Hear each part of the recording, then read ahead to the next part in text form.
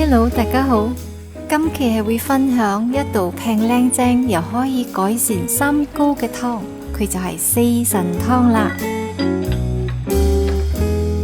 我係選擇用250g排骨，如果你想用雞嚟代替都冇問題。凍水落個排骨，同埋個薑蔥米酒落去飛一飛水，俾佢慢慢滾嘅同時，我而家就係介紹下乜嘢係四神湯啦。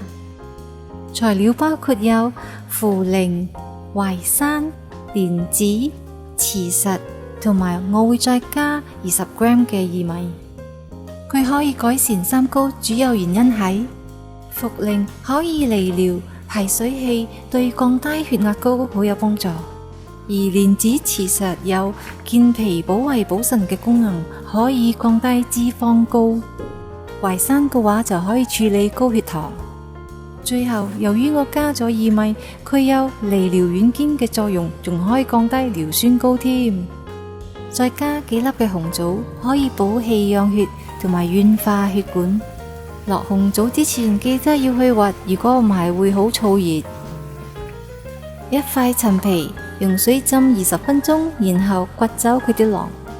落陳皮係會令個湯有果香味。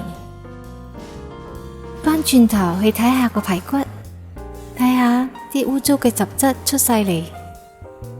我哋將佢撈起，然後用清水洗乾淨，目的係令個湯煲完之後又清又甜。放啲排骨同埋所有嘅材料入個燉盅，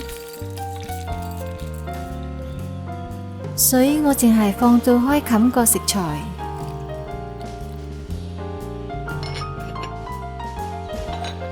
然後隔水燉佢2個鐘。用隔水燉湯嘅好處係營養唔容易流失。好，已經燉完2個鐘。哇，睇下個湯幾清澈，撒適量嘅鹽，呢道湯就完成啦。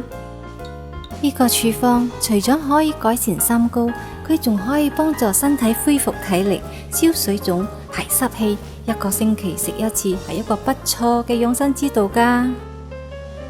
我時不時都會分享食療嘅湯，如果鍾意我今日嘅分享，就幫我分享、留言、點讚、訂閱。我們下期再見，拜拜。